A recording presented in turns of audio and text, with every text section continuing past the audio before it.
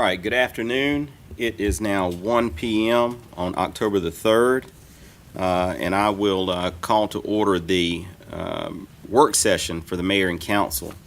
I've got a couple of modifications I'm going to do on the agenda just for everybody's information. The public comments got added to the top of the page. These are typically carried to the end of the work session so that members of the public have an opportunity to have heard all of the items prior to making comment. And so I will take up public comments at the end of the work session, even though that looks a little different on today's work session agenda. Second item I want to take up is just an acknowledgement. One of our planning and zoning board members passed away a week ago Sunday. And it is with great sadness that we lose Dr. Nancy Mims. She was an asset to the city of Villa Rica, and I'd known her for really from the very first time I came on the council back in 2016. She approached me and gave me several pieces of advice about how to do my job. And any of you who knew her knew that that was sort of par for the course. But she knew that I had an affection for Winston Churchill, and as most people do, because the weekly newsletter, I more often than not quote Winston Churchill. And one night she came up to me here at the council and gave me a paperweight with a Winston Churchill quote on it, and then shared with me that she is a distant cousin to Winston Churchill. So I thought that was quite telling in how her demeanor was toward how we should be doing our jobs here. So I just wanted to recognize her for that and for her dedication to the city of Villa Rica, and send our condolences out to her family and all of her friends. The next item up, I want to take a moment to recognize our municipal court. I am going to ask if Amanda Williams is here. Chief, would you go and ask Miss Williams to come in? Have to get her in a headlock. In the room?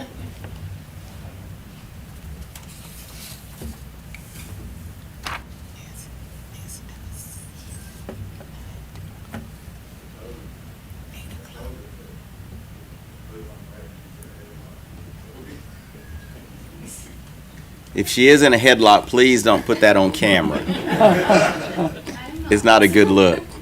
I want to take a minute to recognize you as you've been recognized here in Municipal Court of Villa Rica for their clearance rate excellence here. And I want to read this from the Judicial Council of Georgia. This says, to all Georgia court clerks and judges, the Office of Research and Data Analysis wishes to inform you that the Judicial Council's Standing Committee on Judicial Workload Assessment recognizes your court as a Clearance Rate Excellence Award recipient. Congratulations on this remarkable achievement. Please give her a round of applause. The Clearance Rate Excellence Award recognizes the top 10% of courts in each class of court that demonstrate exceptional performance in maintaining clearance rates, a key indicator of a court's ability to effectively manage its caseload. Clearance rates are calculated by dividing the number of disposed cases by the number of filed cases and expressing the result as a percentage. Cases not disposed of in a timely manner contribute to a backlog of cases awaiting disposition. A clearance rate of 100% or higher demonstrates a court ability to resolve at least as many cases as were filed each year. Your court's outstanding performance in meeting or exceeding 100% or better clearance rate has distinguished itself amongst its peer courts. This achievement reflects your court's dedication, efficiency, and commitment to ensuring the timely resolution of cases. Thank you for your participation in the annual caseload reporting project and your court's continued efforts to improve the administration of justice in all Georgia courts through collaboration, innovation, and information. Please give her a round of applause for that work. Chief, I would ask you to come up and maybe say a couple of words if you would. They have a handheld right there, sir. Here you go. Amanda's not happy with me, as you can tell. I think that sometimes we take it for granted how well our court runs and how great of a job Amanda and Andrea do for our court. And it's nice for me because I don't have to worry about it. I know it's going to get done. I know it's going to get done right. And that's what it's about. And I just appreciate all the work you do, all the work you've done. I'm sorry for putting you in front of here, but I feel like I need to recognize you for this because that's a great achievement. So I want to present that to you and tell you how much I appreciate you. And I want to get a picture so we can put it on our app and Facebook and Channel 2 and Channel 2 and Channel 5. No, I'm just kidding. Amanda, would you like to say a few words? I would not. If you could move over a little closer, I need the cameras to get a good shot of you.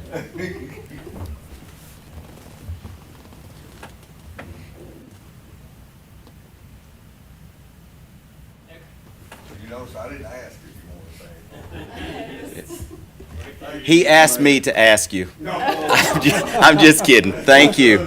Thank you so much.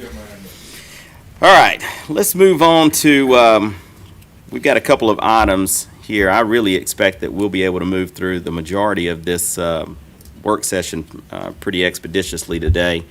Under tab A, governing body, we have the appointment of a planning and zoning commission seat. That seat has become vacant, and I think Mr. Carter may have a nomination for that. And if you do, sir, could we talk about that, and then we could move that to the consent agenda if that is the desire here.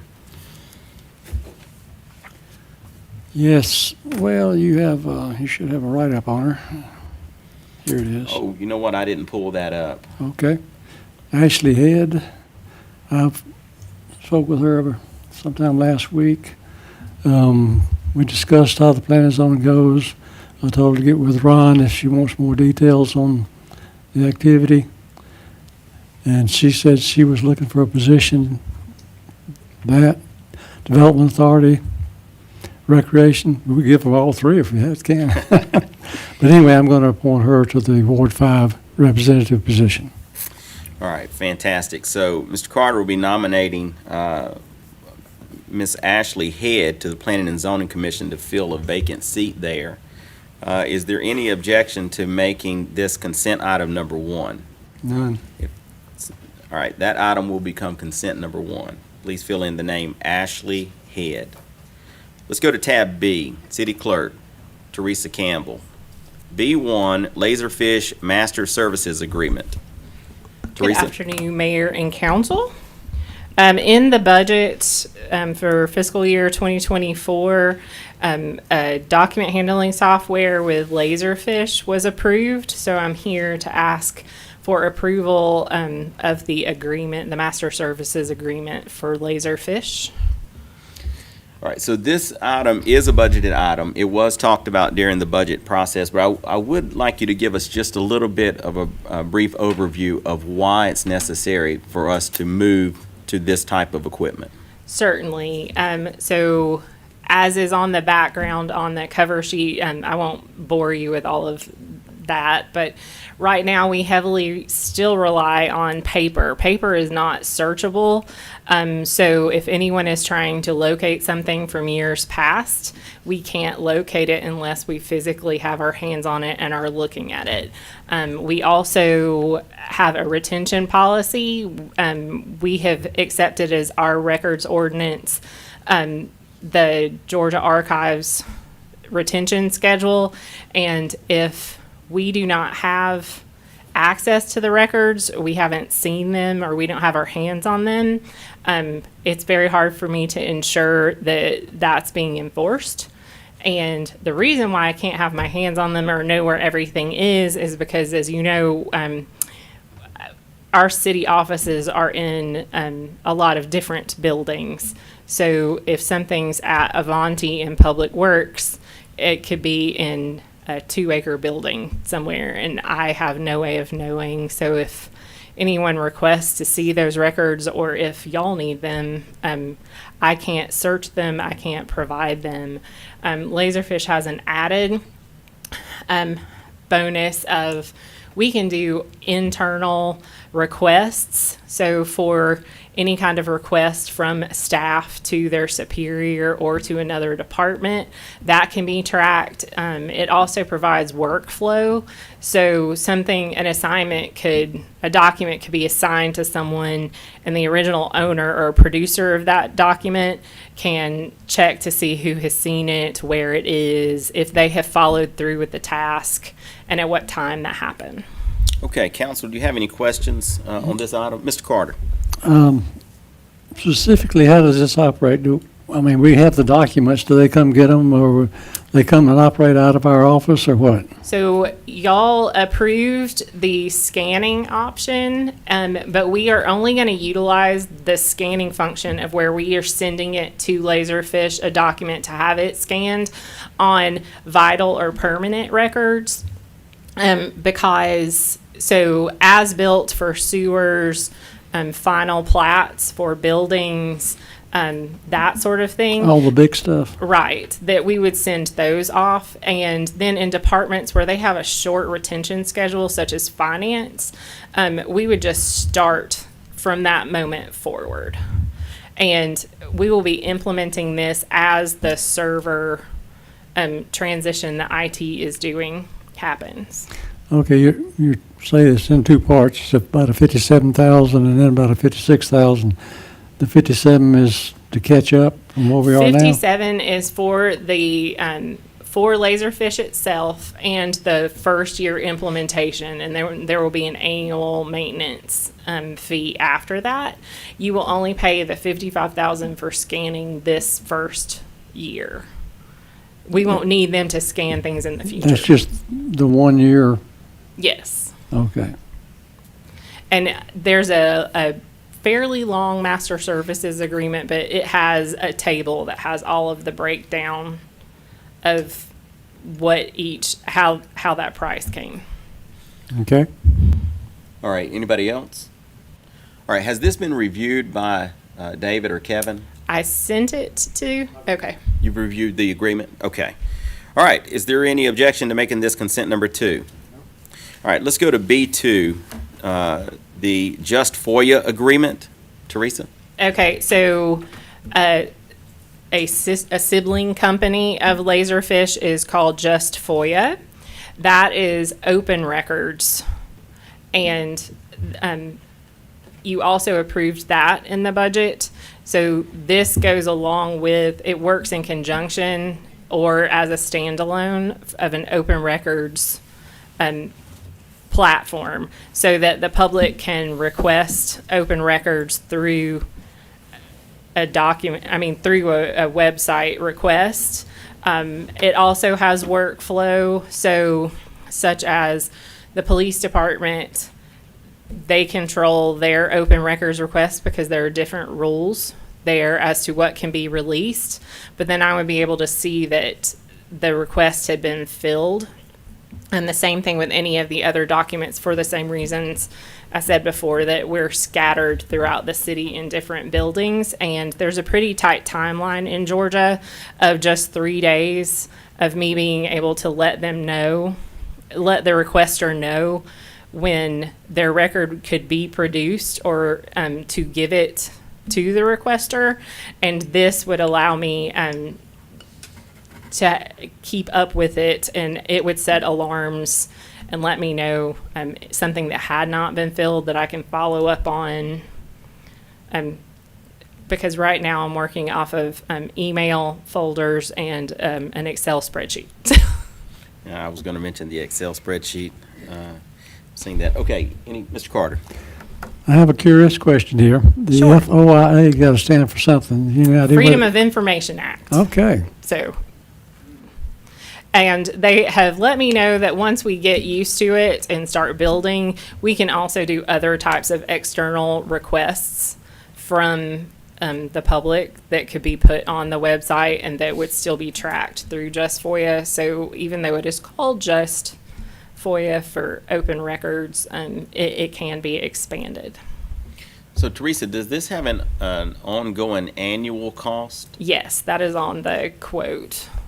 Okay, I don't see it on the cover sheet.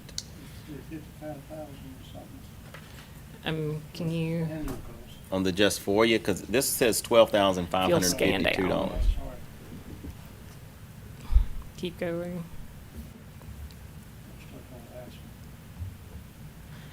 Annual recurring services are $11,802. Yeah, I think that should be on the, I can update it. yeah, just for information purposes, if you'll do that. Okay. All right, does anybody have any other questions? I mean, clearly, we're moving toward a more efficient process for a Freedom of Information Act request, open records request, which is, a requirement here in the state of Georgia. It's not an option, and as you talked about, there is that 3-day requirement, so it makes it very difficult, and especially since you handle all of them for the city except the police department, right? They handle their own Right. in the department, but you take care of the rest. However, as the city clerk, you're responsible for communicating the process and the time frame for the fulfillment of those requests across the city. Correct. I'm the records officer per the That's ordinance. all right. Is there any objection to making this consent number 3? No. All right. Thank you. Okay, let's move to tab C, community development. So let me say just briefly, these items both have a public hearing, that is C1 and C2. Because of that, I'm just going to ask Ron to introduce these items, see if there are any preliminary questions to get out of the way here, and if not, we will move on and take those items into regular session. So Ron, let's go ahead and introduce item C1 VA-12-23, 133 West Bankhead Highway, variance to reduce drive-through queuing spaces. Yes, Go good ahead. afternoon. VA-12-23, the applicant here is Charles Bishop, and the address is 133 West Bankhead Highway. This is a CMU, commercial mixed-use zone. The applicant is looking for relief from the drive-through queuing spaces requirement of 7 that we have in our zoning ordinance, and he wasn't clear as far as how many spaces that he's looking to actually have. But in either case, the staff did recommend denial just to have some more essential information.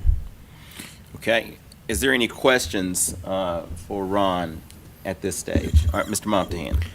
Ron, I'm kind of inclined to, once we kind of know exactly, I assume he'll be here tonight and he'll let us know how many. Once he provides that information, I think I may be inclined, considering the use of this, to grant this. However, I would want to limit kind of the granting of it to just that type of business. Would it be possible for you to prepare a proposed stipulation that limits the granting of this? Yes, I can do that. Maybe based upon the occupational tax certificate issued or something of that nature, maybe something in that realm? Yep, I can do that. I appreciate that. have If I it for could, this afternoon. maybe, yeah, we'll take a look at it and talk about it tonight. Yeah, I think that'd be a great option to have on there. Anybody else?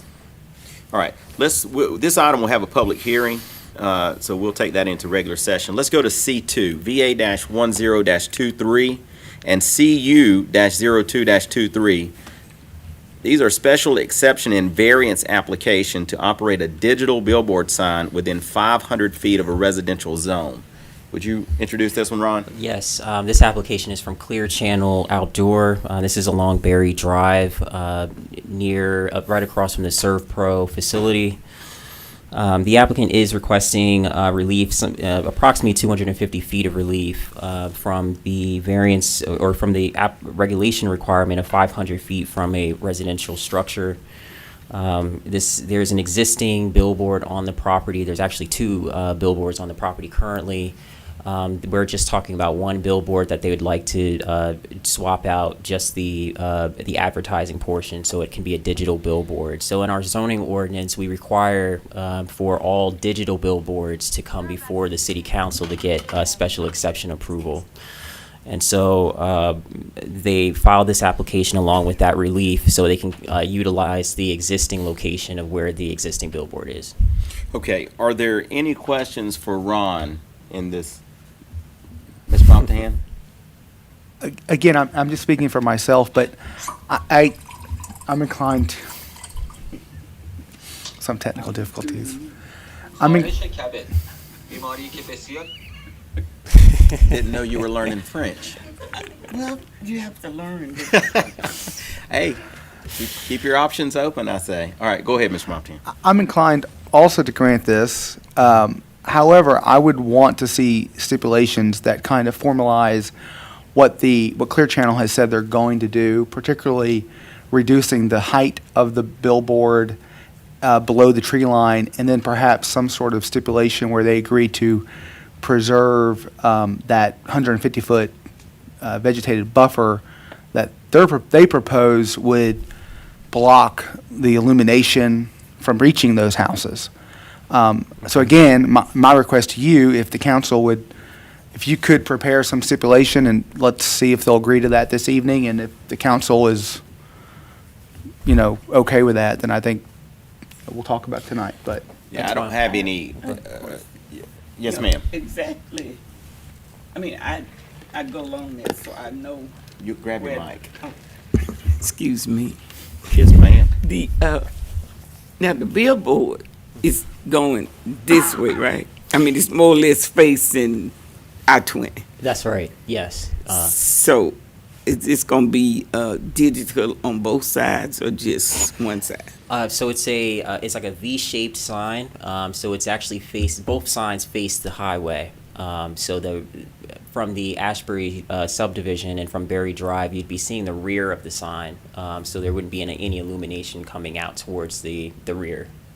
Just the sign that's just the part that's actually signage that's facing the highway.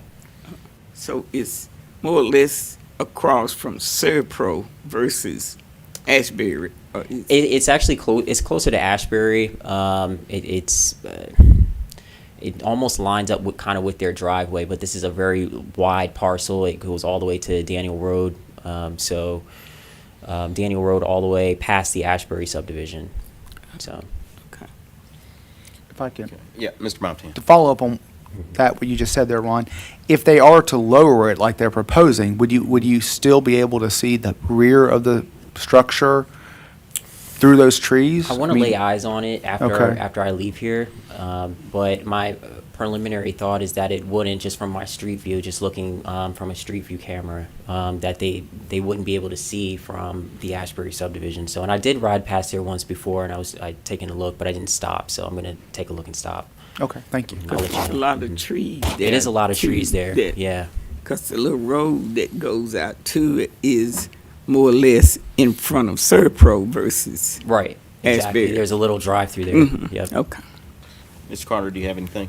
Yeah, if they lower it below the tree line like they say they would do, would you still have an objection to it, or would you think that would be suffice?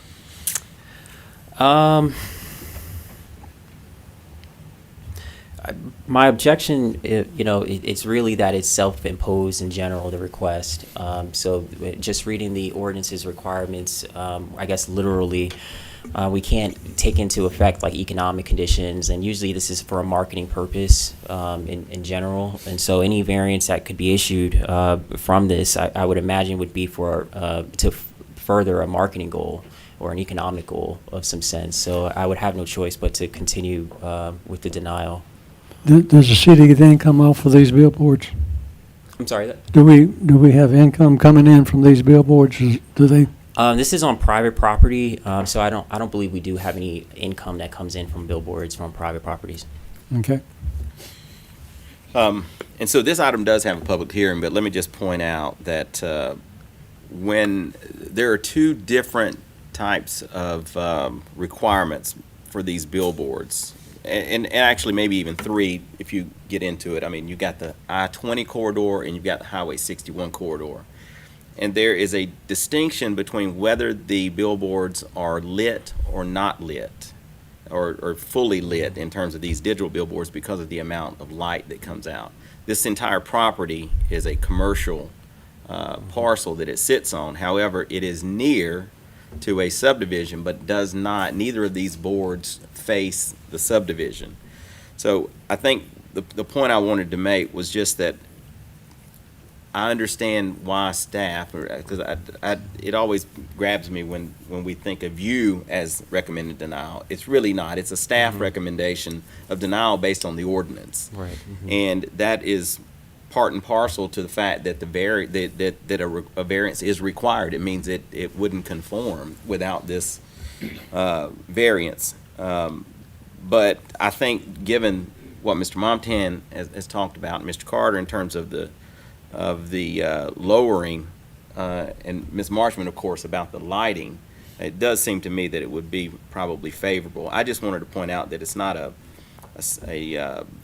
the intent of staff is really just to follow the ordinances that are in place here. So, okay, we will take this into, yes, Mr. Carter. There's one other thing.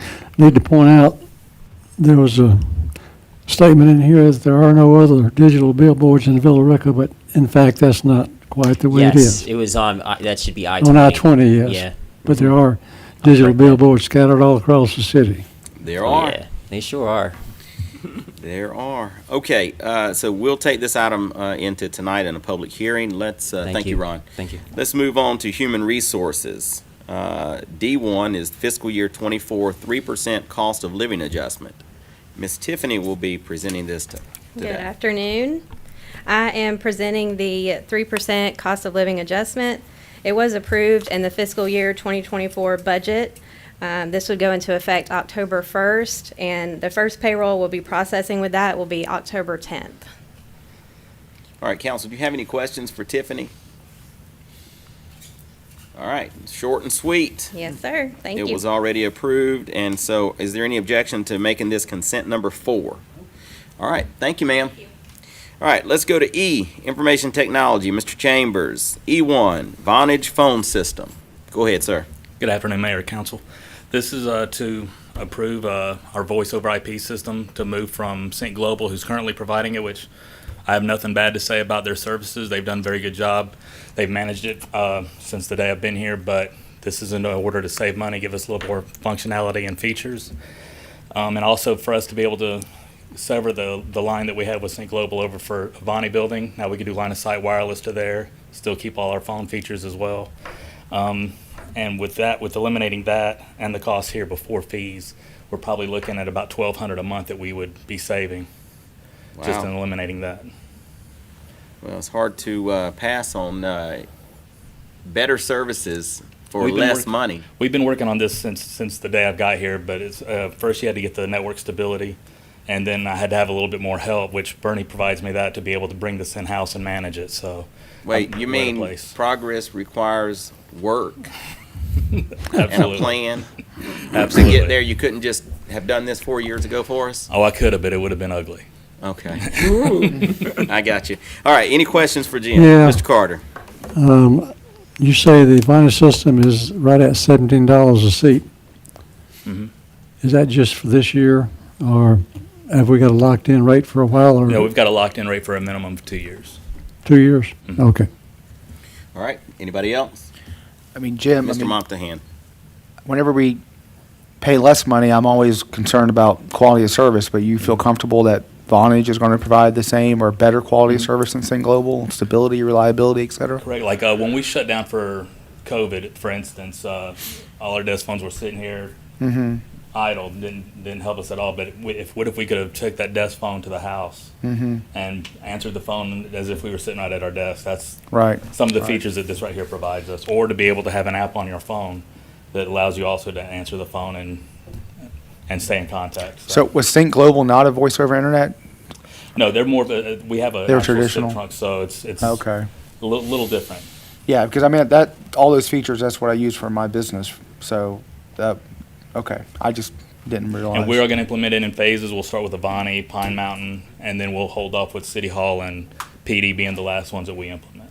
Yeah, because this cover sheet says Sync Global Voice, VoIP, basically, solution to a VoIP by Vonage. So I just assumed that Sync Global was also VoIP. They're considered the same, but they are definitely different. Okay, okay.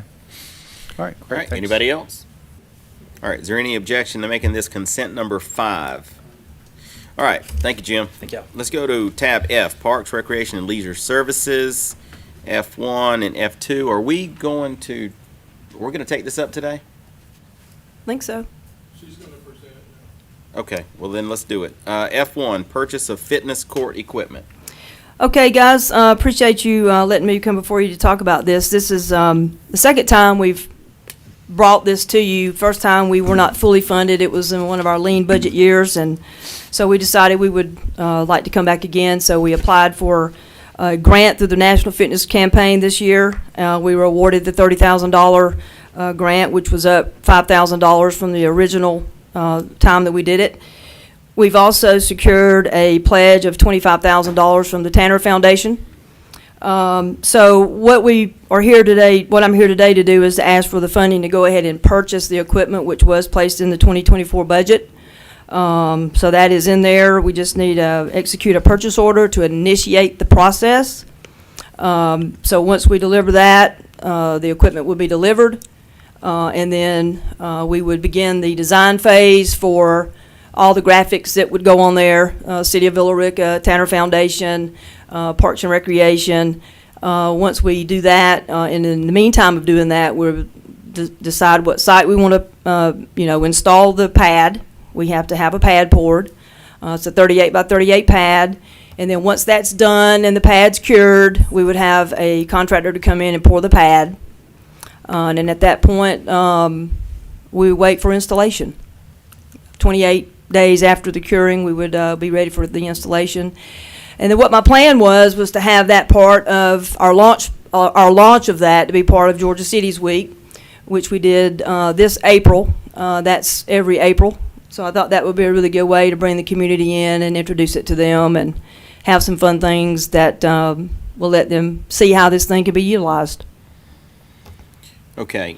Council, do you have any questions for Tracy on this item? It appears that this is only good for 2 more days, is that correct? It is, yeah. And that is in timing with the grant itself. Like we have a fiscal year, they have a grant cycle, so it's in timing with that. Well, tell me about that. If that doesn't get approved, then is there an issue with the grant? Potentially, yes. Potentially. Okay. All right. And there's going to be a follow-up item to this, which is the installation of this equipment, right? Is that That's item number? correct. Is that the second one? Right. Okay. Yeah, we originally were just going to come to you to purchase the equipment. Tom felt more comfortable with that along with a contract for the installation, which is not going to take place until later. So that is just a second step. Okay. All right. Is there any more, so just making sure we're still on F1, is there any questions on the purchase of the equipment? No. Okay. Is there any objection to making that consent number 6? All right. Let's go to the installation of that equipment. F2, installation of fitness equipment. The installation price is a set $25,000. That is part of the budgeted amount that we have in the budget for the year. Once we let the National Fitness Court folks know that we have our pad, we've decided on a location, which by the way will be at Goldust Park. That was part of the grant. The location that we mentioned in the grant, and that was what was approved. They will assign us an installer. And so to expedite what Tom wanted for this purposes of for today, they went ahead and sent us a proposal for that installation cost of $25,000, what all it would include. And then we have a company by the name of Nationwide Fixture Installers or Installations that would be the actual company that we would enter into a contract with. Okay, so this is a proposal for the installation, right? That's correct. It's not an agreement. Yeah, and it was hard to get this. I checked with various other communities that have done this. I even reached out as far as Escondido, California, because there's a lot of these units in the California area on the West Coast.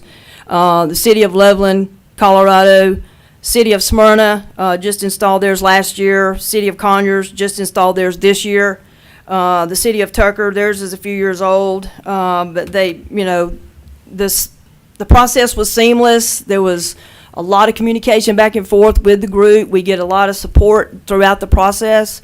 Everyone was very, very pleased with everything. So know that they have a contract necessarily, and that's why we've asked several times for contract, and we received a proposal Okay. for the amount. But So, what you're asking for today, you would like for the council to accept the proposal? yes, sir. All right. Any questions on this installation? Yeah, Mr. Carter? this proposal has a lot of wording to it. Does it need to be looked over? Kevin, have you looked at it? Are we good with that proposal? Is there any reason for us to not be good with the proposal? Mr. Barber, you got that look on your face. Is there any reason for us to not accept the proposal and to take this up once we have the equipment or at some What is later it you date? don't like? Oh, about who? Yeah, I get that. I mean, you know, you buy the equipment from one company and then somebody else installs it, and then, you know, it's always somebody else's fault. The guy didn't send you what you were supposed to have. You didn't order the right thing. Therefore, Stuff we doesn't couldn't work. put it in. We have a deadline on this one? No, sir, we drive that. As I said, typically, that installer wouldn't be assigned until we're ready for the installation, so we could be several months from that. The problem with that, though, is that this issue is not resolved whether you do it today or another day. The only way to resolve it is if you buy it from the same company that does the installation. So I don't know that there is a fix for this. Was that not an option, to buy the equipment and have it installed by the same? They don't do the install. This is a recommended installer. They have a number of them that they use. It's a whole different vendor. And I talked to the cities that I spoke to about that. Was there any issues with that? No, they delivered in a timely manner. They said they over-communicated with you. You'll be tired of hearing from them, which I like the over-communication because I don't want to leave anything out. But it's been a smooth process. Okay. Well, I mean, listen, when this occurs, it puts a lot more pressure on you in this case. You know, you're the department head over there, and so when this equipment comes in and then it has to be installed, you're the one Sure. that's going to be responsible to make sure that that installer gets it in Absolutely. correct, or that you take whatever actions are necessary to make that work. I think that being the case, it's hard to see that we don't just accept the proposals. Anybody have any objection to making this consent number 7? Mr. Well, Carter? one other question. You've talked to someone that this installation company has worked on their equipment, installed it? Not necessarily this company, but this company is recommended by the National Fitness Campaign. So Well, we they're, hadn't talked to anybody where they've installed anything.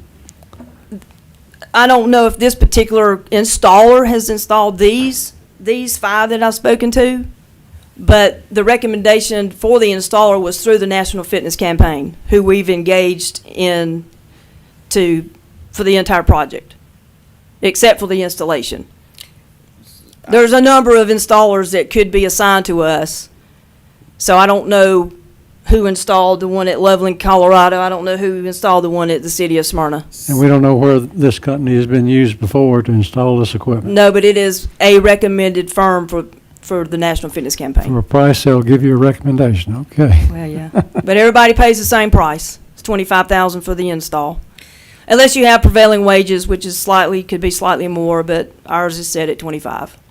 So let's do this, because I'm glad Mr. Carter asked that question for this reason. When you were talking, I believe that what you were saying is that you had recommendations from those who had used this installer. So that being said, that wasn't the case. But here's what I would say.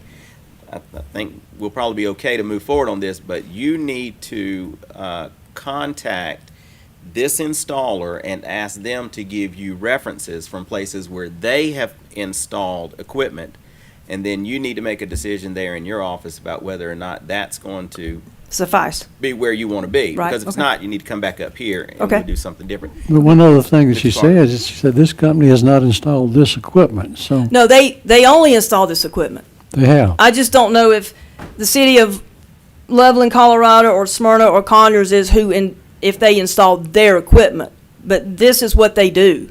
They install equipment, but not necessarily with the equipment we're having installed. Yes, they install this equipment. Okay, They installed the fitness court equipment. okay. That is what they Okay, contracted to do. I understand. And when I was in Smyrna, is that Smyrna, Smyrna, yes, sir. Georgia? Smyrna, Georgia, Rockdale County, Conyers.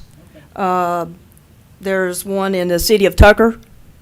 You got some local folks you can go to. Local Okay. folks, and there's one underway in East Point. So they're coming into the Georgia area. Okay. All right. Any objection to making this consent number 7? All right. So you got some work cut out for Yes, you, sir. but I think you got what you Absolutely. need. We're to be able to excited move about forward. this, and I think the community's going to embrace it very, very well, and looking forward to having Well, I this. think so too, and we don't lose the grant money, and that's good. Yeah, and the grant money may or may not be, Georgia may not be eligible for the grant next year. It may be a less amount. So we want to go ahead and get this while we can, so, especially while we have the Tanner funding. All right, thank you. Let's go ahead. Let's go to Public Works. G1, purchase of F-150 truck. Chris Maddox. Hal, you coming up too? Back up. Our pal Hal. Good afternoon, Mayor, Yes, sir. Council. So you want me to start it out? Absolutely. Get going. All right, so we, after the budget, the agenda was made that we could purchase 2 F-250s and the 150. I started reaching out to multiple Ford dealers in the area, some that we that have the state contract and some of them that we use for service. And I was put in touch with one over in Alabama. I was put in touch with the owner, contacted him. He actually had one they're in transit. So we got the price on that. When I came back, I reached out again to the other dealers and got the price. The thing is they don't have them on the lot. You have to order them. And I know most of y'all know that we have a shutdown at Ford, Chrysler, and GM. So it may take longer than we normally used to get a vehicle. After COVID, it's been difficult to get any vehicle. The normal process, couple of weeks now is upwards to a year at times. So they actually had this in transit. So when I reached out to the other dealers, they didn't have any in stock, and this one was cheaper than all of them that I got quotes from. So I got with Tom to secure a down payment to hold it, because if we had waited 3 weeks, that truck would not have been there. So that is the process that we took. All right, so these are budgeted, Yes. and that's for both items. So tell me what the use of the F-150 is. So the 150 was for waste or for water department. I believe it's for their manager. I do not know what their use will be for it, but I mean it's a budgeted. Well, that's the yeah, use it's a to me. budget item. Where are these F-250s going? One's going for grounds, and the other one is going for solid waste. All right, very good purposes for those. All right, council, do you have any questions on either of these items? The conditions are the same for why they have brought these now as opposed to waiting. There is a strike at GM and Ford, and we have been dealing with availability issues now for a long time. So any questions on these? Just going, I noticed it's a $1,000 down payment, and that's part of the price that's going to be included, so we only Yes. owe them 41 for the first one. Did we give them $1,000 for each of the 250s? So Yes.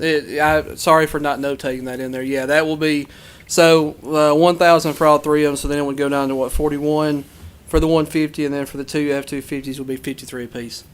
That's Because correct. we- Yeah, we because paid we've already put the deposits. $1,000 down Right. on for all each three. vehicle? Yes, yes. Okay.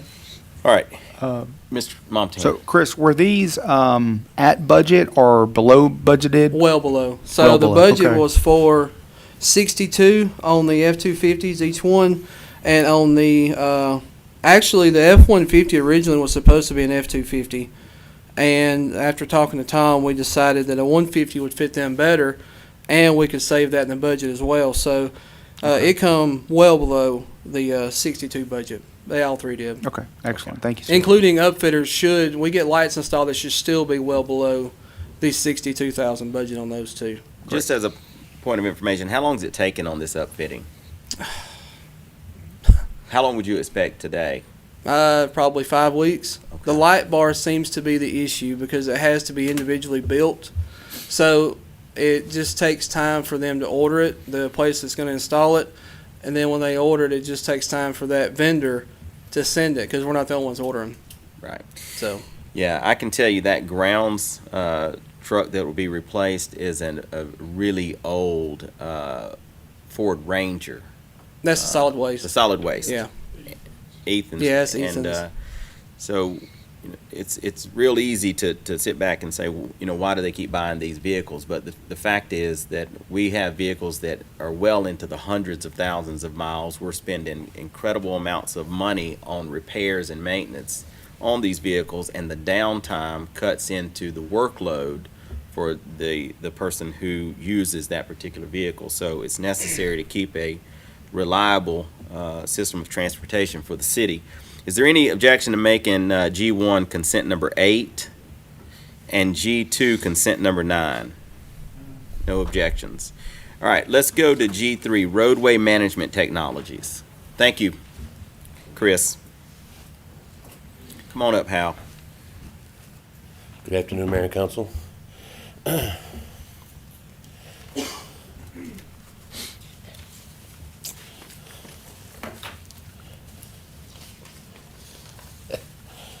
So I'm standing here before you today to talk about roadway management technologies. This was also a budgeted item. We actually had the representative from the company had come out and done a presentation before y'all to just kind of explain the benefits of it and how we could improve our roadway management through its use. So we're looking to go ahead and move forward with doing this. We have reviewed the contract with Mr. Mecklin, and he was comfortable with it. We did a conference call with him on last Monday. And the verbiage and the explanations that they had, he was very comfortable with. So Roadway Management Technologies provides government agencies and engineering firms with a unique integrated solution for roadway and infrastructure management. RMT offers the only real proactive roadway management program. Roadway Management Technologies LLC is a sole source provider, so you'll see there is a sole source letter that's included in the packet. That's why we didn't get any additional bids. They're the only ones that do this. And the product is and service developed sold exclusively by RMT Technologies.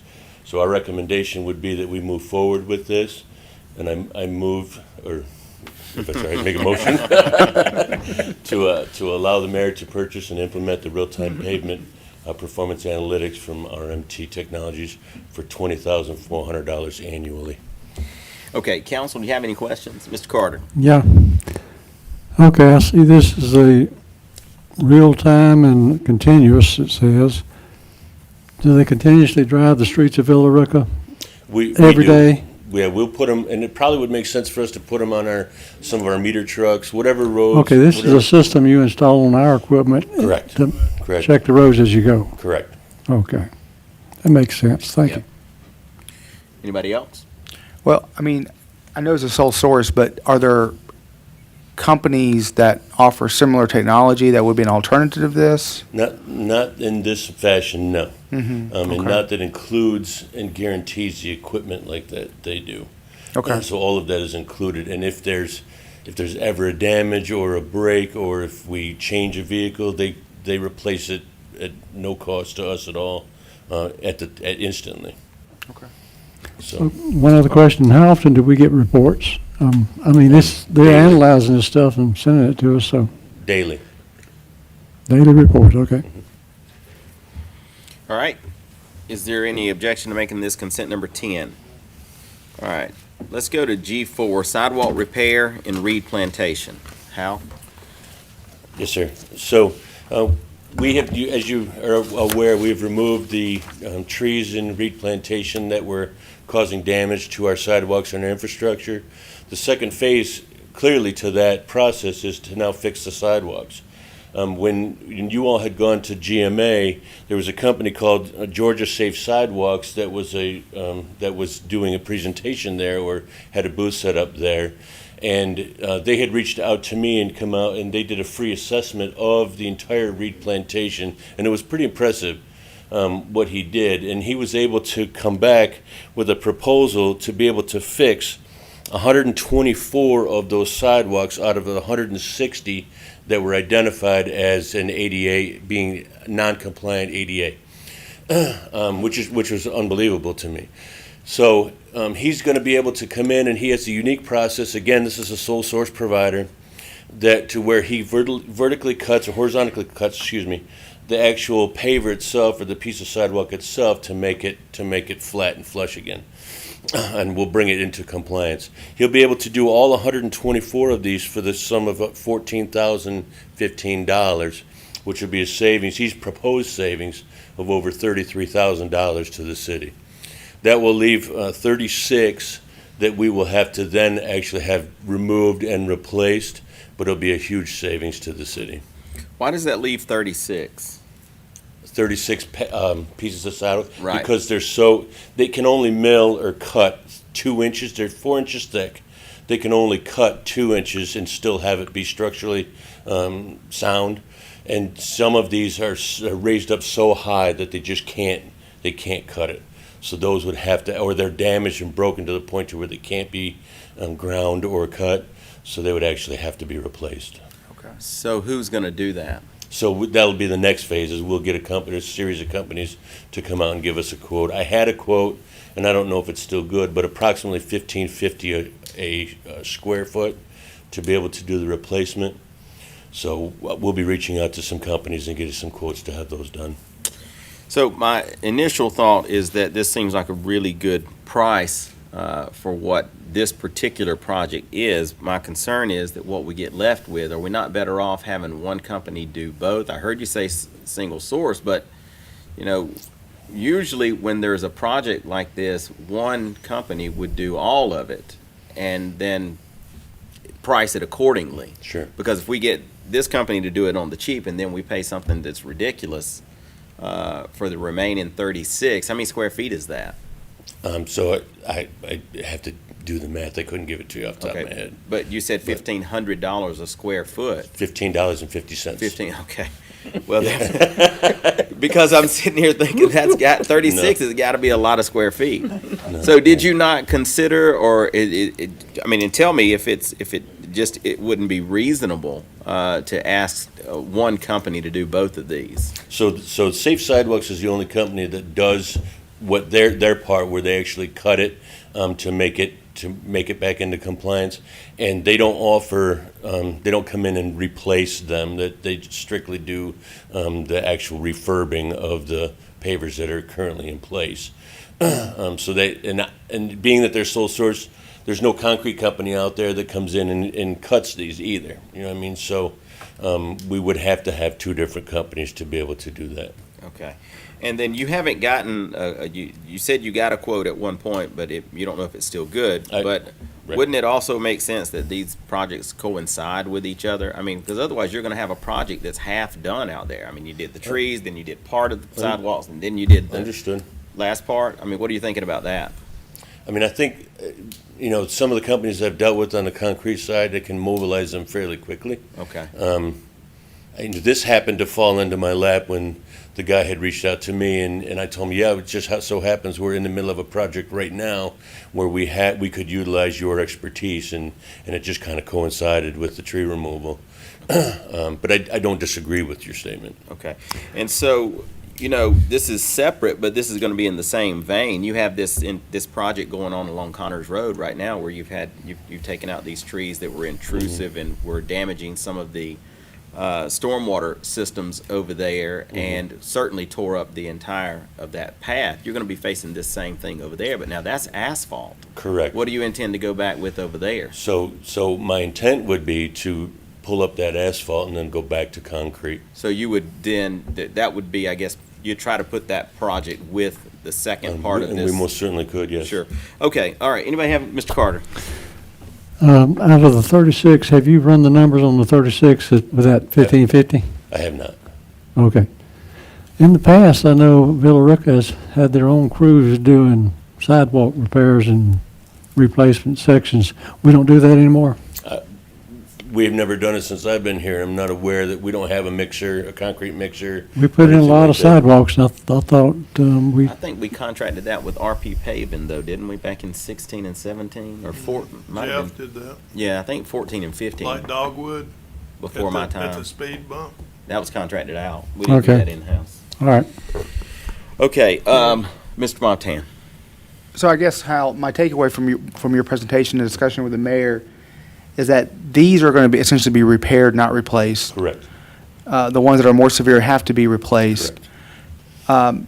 So is it financially, are we saving money here by repairing these and not replacing these? Correct. Do you know what the difference would be So, approximately? so that's what he's estimating. If we were to use a round number of $20 a square foot, Mhm. that's about $33,000 in savings is what he's estimated in his presentation. By he did. repairing these instead of By replacing them? repairing as Okay. opposed to replacing. And do you know what the timeline, because I know we're also doing this over in Berkeley Park, we have a Mhm. similar issue. What's the timeline on Berkeley Parks? So Repair I and need to replace. have him come back out and then also do that. I just don't, this one was free. I don't Okay. believe that one's going to be. Okay. So that's a conversation that I have to have with him. But certainly, Reed Plantation was way worse than Berkeley was Okay, as far as the damage to the sidewalk. gotcha. Okay, And thank you. there'd sir. have to be just a lot more at Reed as well. Mhm. Okay, well, yeah, I mean, I'm always for saving money. I don't really like doing Band-Aids if there's gonna be any question with what we end up with, but I mean, it sounds to me like you're pretty confident that this repair and instead of replace is not only going to cost less money, but it's gonna be a good product for us. Tom? So when Hal told me about this, I had a hard time envisioning what these guys are doing, because what we've got are raised sidewalks. Right, so you got a trip hazard. And we use the word cut and repair and renovate or whatever all we've said, but to me, it sounds like shaving. And that's why they can only take 2 inches off. So is that a good word? Yeah. Can you picture that? You got 2 pieces of sidewalk and one's raised, and so instead of cutting it out and filling it, you just shave off the part that's high.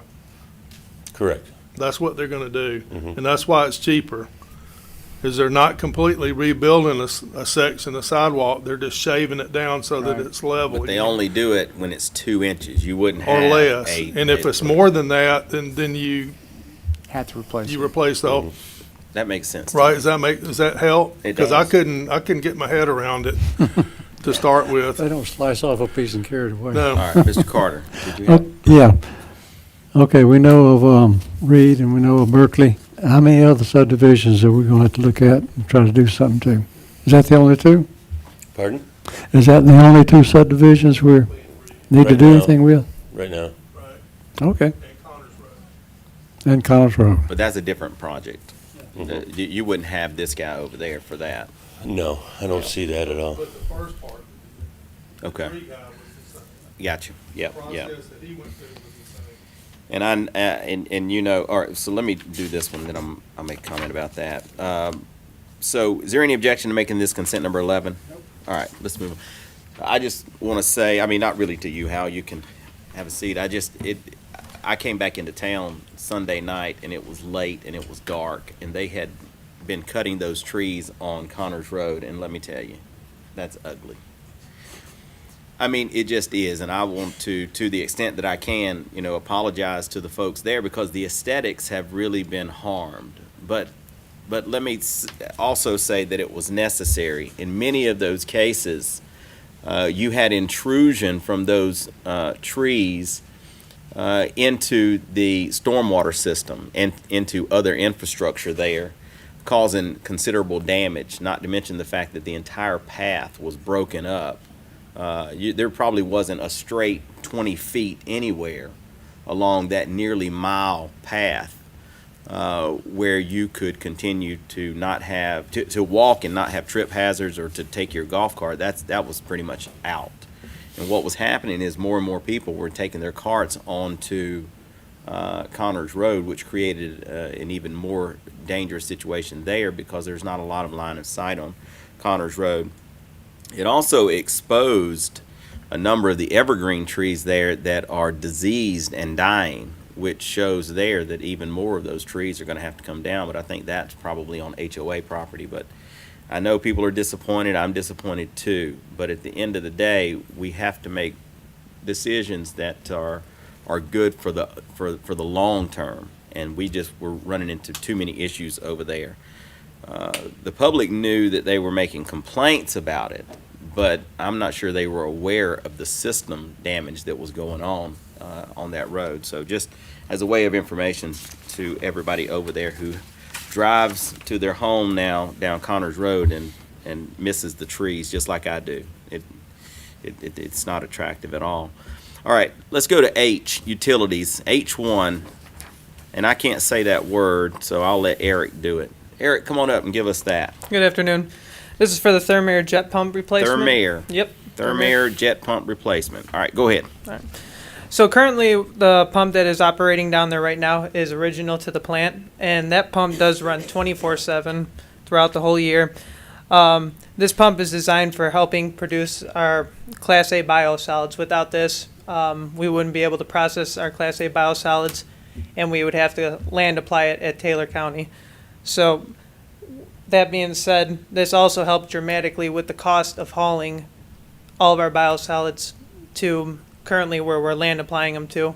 So adding on to the pump is what I'm trying to say is the amount of savings with this pump in operation far exceeds the cost of the pump that I'm up here presenting right now. And the cost of the pump is $63,400. This is a budgeted item, and it's funded out of the water and sewer enterprise funds. Is that correct, Eric? That is correct. All right, council, do you have any questions for Eric? Yeah. Mr. Carter? This is a brand new pump. This is a brand new pump. A replacement to the pump that's currently there, yes. Okay, the one they're gonna haul out, do we get credit for it, or is it It'll be scrapped. rebuildable? It is not. We've already taken it apart. We were hoping it to, but the inside of the pump is just So completely it's gonna be gone. scrapped, okay. Yes. All right, anybody else? All right, is there any objection to making this consent number 12? All right, let's go to H2, Thank Eric, manhole riser adjustments. This is at the Bay Springs Interceptor Sewer. Oh, John, you gonna do it? Yes, sir. Come on, Good John. afternoon. We knew you wanted to get in on this. I couldn't wait. Go ahead. So, this project is for the installation of manhole risers along the Bay Springs Interceptor Sewer. The location we're talking about is a gravity sewer line that runs south west of Charleston Place down towards the V-Plex. There are several manholes over there, or a few manholes at least, we know of, that are in a low-lying area that stays pretty damp most of the time, and during wet seasons it stays too damp to get any equipment out there to access and maintain the sewer system. The risers are on site now. They were purchased previously and are on site. So staff reached out to Brennan Jones and asked Brennan to put together a scope of work for contractors to bid on the installation of these manhole risers. We initially received 4 quotes. However, 2 of the contractors that submitted quotes didn't actually come on site and view the area. Once they did, given the low wetland area, they retracted their bids. The 2 gentlemen that we have quotes shown for were on site, walked the site with us, looked at it, discussed the opportunities there and the issues with it being in a wetland area, and provided the following bids. So staff reviewed the bids as well as Brennan Jones, and Brennan sent his recommendations to the city. We reviewed them and are comfortable with those recommendations. And our recommendation is to award the project to Grizzard and Associates at a cost of $25,000. Okay, and so this is a budgeted item as well, and we've used Grizzard and Associates with some regularity of late, right? Yes, several Last times. couple of years? Yes, we use them for, I believe, the installation of the storm drain on 61 at the entrance to Flowers Baking Company, dam repair at Mirror Lake, and he is currently in the process of installing the West Plant Pump Station bar screen, which is about a $1.5 million project. Okay, done at and the you West said Plant. Brennan, as well as you and staff, recommends Grizzard. Yes, for this project, yes. Okay, and I'm not familiar with RDJE anyway, But I'm always excited to continue to do business with folks who have already a history Yes. with us and that we've been pleased with. Anybody have any questions on this? Mr. Carter? Okay, it says you're gonna place 4-foot sections on the appropriate on the two manholes. How does that work? I mean, you pick it up and put 4 foot in? That's essentially it, yes. All the manholes have cone sections on top where the rim and cover is placed on top of the cone. Right, We will go out there, the contractor will go out, remove the rim and cover and the cone section, set a section of manhole on top, the existing section, prepare it so it's watertight, then set the cone section back on top. okay. And essentially, the reason for this is to prevent stormwater and groundwater from getting into our wastewater collection system and So- causing further impact. So the water actually in those areas has been coming up highly above the top of the manhole? Yes, to the top of the manhole, yes. All right. Tom, It's not like they go underwater. Beavers. Beavers? Oh, beaver dam? Yeah, we have a problem with beavers down there. And when they dam it up, It then you floods get a our beaver manholes, pond, okay. and then it rises to a point where it just flows into the top of the manhole. Okay. It actually submerges the manhole. Goodness. Okay.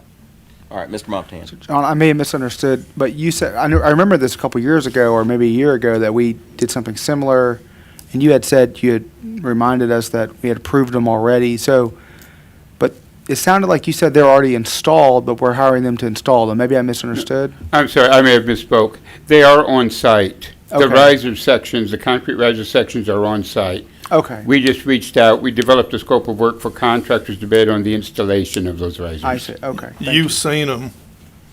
When you drive into the V-Plex and turn left to the playground, they're Okay. right in front of you on the edge Oh, of the they are. woods. Yep. They've Okay. been out there for 3 or 4 years. 3 or 4 years, okay. All right. So again, planning, right? All right, anybody else have any questions? All right, any objection to making this consent number 13? All right, thank you, John. Thank you. All right, let's go to, so this next item is revisions to the City of Villa Rica Development Regulations, but I don't see Bobby, and this item has a public hearing, Tonight. so we'll take He's this. coming tonight. All right, let's take this into tonight. Let's go to I-2, ADA improvements at the Hope Bishop Justice Center, which is here, right outside, and this is going to be Nick. Yes, sir. Good afternoon. Go ahead, Nick. This item is, like you just stated, pertaining to the current ADA ramp that enters the courthouse and then the reconstruction of it if approved. Currently, that ramp spills out into the street, which we're trying to correct. Bobby put this project out for bid, and he received 2 bids from Caliber One and then from HNC. There is an addendum that I would like you guys to notice. If we engage with Caliber One, there's a $10,000 addendum, and that item is to possibly move the monument or the statue that's out there. It may be necessary. We won't fully know until we begin construction.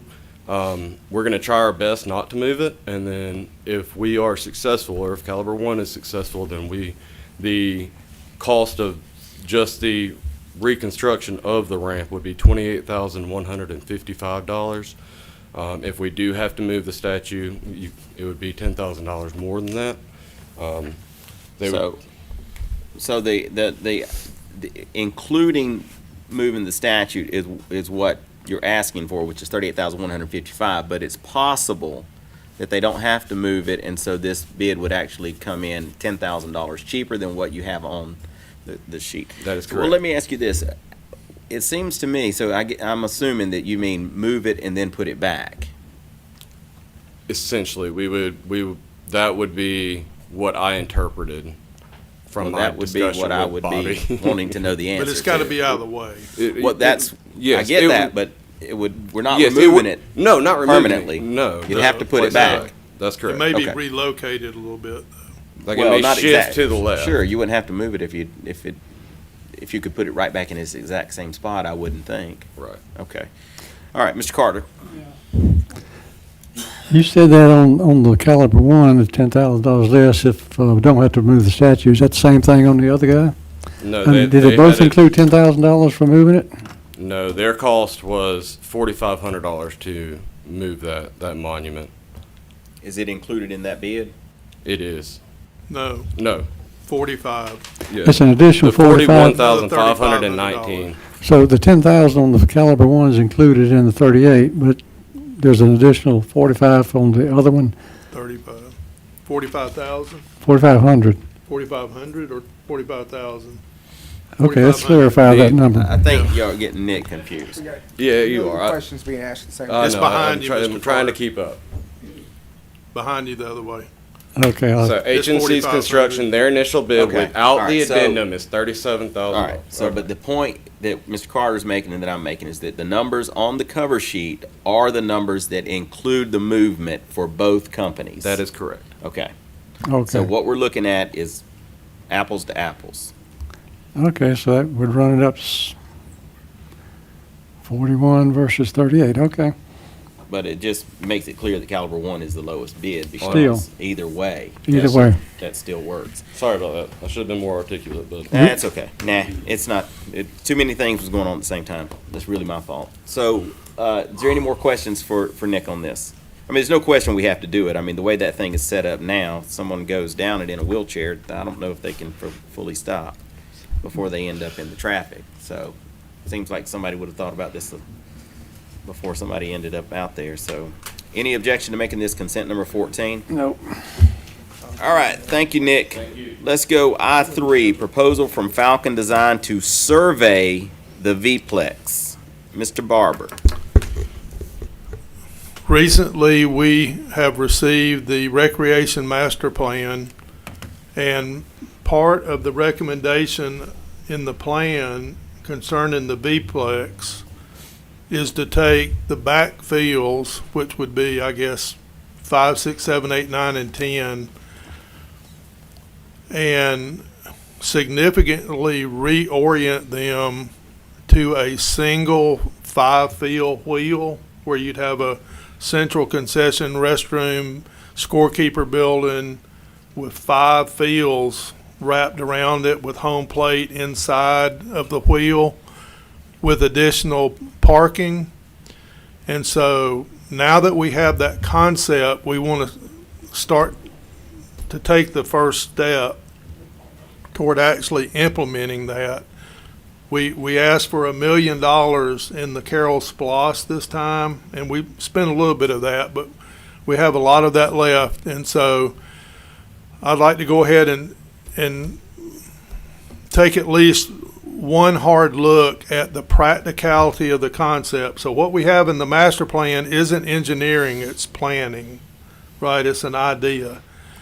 And so the first thing we need to do is to survey and do utility relocates on the property, because one of the issues we're trying to resolve is that part of the park does not drain.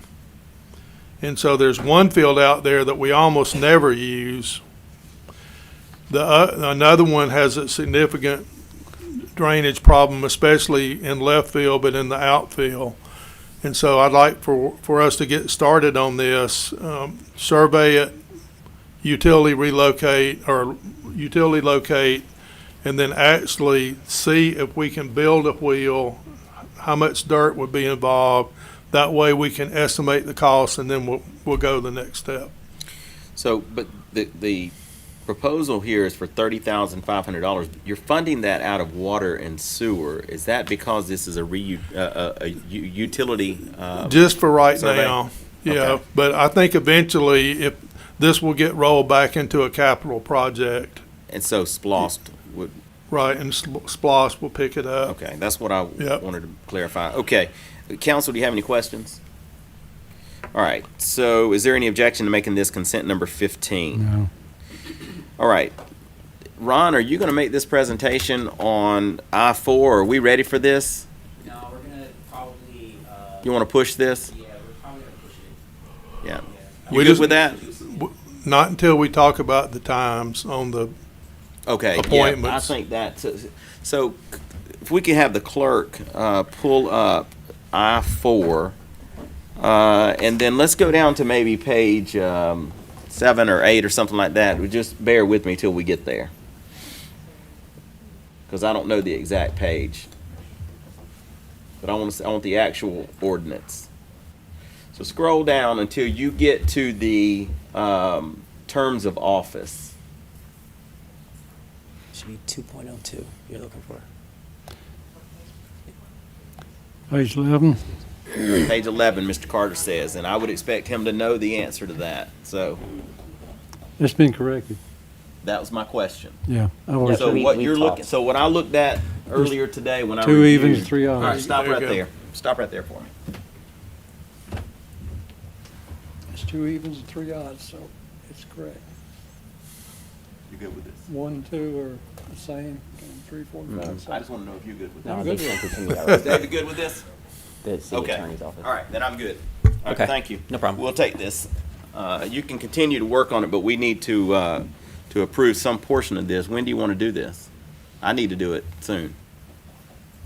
That's up to you. If you're ready with everything else, is there other things in here besides that piece? There's a lot for Ron to make sure that you have put your eyes on and don't have questions on. I mean, he's made changes. How many changes you made? Well, this started in January. Well, we didn't mean to go back that It's far. extensive. But we So have there- looked at this almost every month for the last 5 months. And so how much have you done since we looked at this back in August?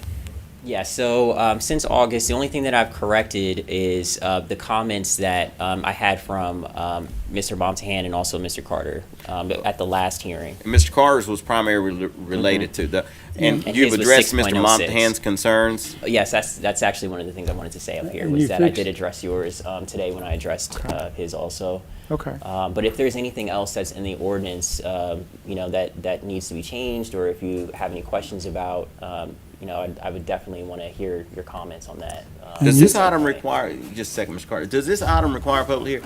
All right, so here's what I'd like to do, and I'm going to recognize you in just a second, is I think what I'd like to do is let you take this over into tonight's meeting, and in the meanwhile, between now and tonight's meeting, these council members can review this again, because they've had an opportunity to see it, and if you haven't made any substantial changes since August, other than to address their specific concerns, then I think we can take it up tonight. Mr. Carter? Okay, you just received Mecklen's last update, and you incorporated it. I did. Was there anything besides the terms? It was just the terms, I went That's the through only the thing whole in his document. update that you had not corrected? Yep, that was Okay, it. because I haven't reviewed the rest of that part. All Okay, right, so I think we can take this up tonight. Mr. Montan, you have any questions here? I mean, I'll look at it one more time All right, I want you to be during our break. prepared to make this presentation concise and expeditious tonight. I It's do about have, 40 slides. Okay? Mhm. How many? 40. That's gonna need to get cut down, I do have a question like though. to 4. I will try. I'm just messing, I'm just I, messing. well, my recollection, and I can't remember if it's when we redid the zoning ordinance in 2020 or if it was the sign ordinance, but I recall us going through a first, second, or maybe even third reading notice. So, I think that was the zoning though, wasn't it? Was that the zoning? so I'm just curious why we don't have to do that now, because this seems very similar to that, so. I don't, it wasn't a charter amendment for sure. Pull your I know mic down a that. little bit, Kevin, so we can hear you. I know. The Urban Redevelopment Agency? No, it was Chris Montesinos. We That talked was about the- it. Yes, that was the initial passing of the zoning ordinance at the Okay, time. That so- was an entire rewrite of the zoning ordinance. I mean, this is a pretty extensive rewrite too, though. Where I mean, we're adding zoning categories and so forth. I mean, I just feel like I don't know why we wouldn't have a public hearing and a multiple reading. I mean, I'm just Well, then let's do this. Kevin, you make sure that you answer that question, and tonight have that answer when we come back, okay? All right. Thank you, Ron. Thank you. You got anything else? All right. Kevin, you have anything for us? Okay, so I want to remind everyone, we'll go into a regular session tonight at 6 p.m. We do have 3 executive items for executive session tonight after the regular meeting. Is there anything from you, Ms. Clerk? Let me review the consent agenda, and then I'll do public comments. All right. So I'm going to review the consent agenda for tonight, and when I've finished, if you hear anything different, let let's take that up then, or if there are any objections. Consent item number 1 is the appointment to the Planning and Zoning Commission of Ms. Ashley Head. Consent number 2 is the Laserfish Master Services Agreement. Consent number 3 is the Just FOIA Agreement. Consent number 4 is the fiscal year 24 3% cost of living adjustment. Consent number 5, Vonage phone system. Consent number 6, purchase of fitness court equipment. Consent number 7, installation of fitness equipment. Consent number 8, purchase F-150 truck. Consent number 9, purchase 2 F-250 trucks. Consent number 10, roadway management technologies. Consent number 11, sidewalk repair, replantation. Consent number 12, Thermair jet pump replacement. Consent number 13, manhole riser adjustments. Consent number 14, ADA improvements at the Holt Bishop Justice Center. Consent number 15, proposal from Falcon Design to survey the V-Plex. Does anybody have any objections to those items? All right, hearing none, Madam Clerk, can you prepare the consent agenda? All right. Tonight, we have 3 items that will go into public hearing. That is items C1 VA-12-23, 133 West Bankhead Highway variance to reduce drive-through queuing spaces, C2 VA-10-23 and CU-02-23 special exception and variance application to operate a digital billboard sign within 500 feet of a residential zone. And then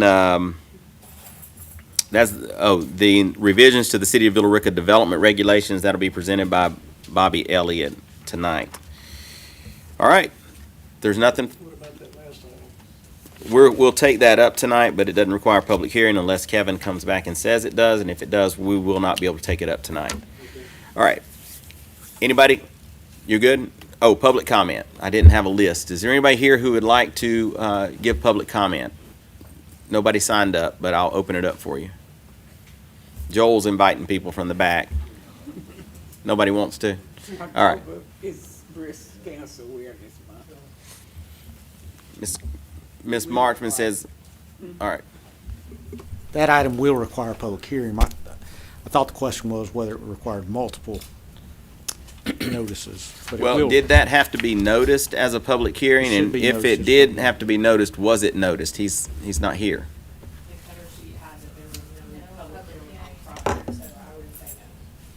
All right, so you're saying that this is going to be a public hearing, though?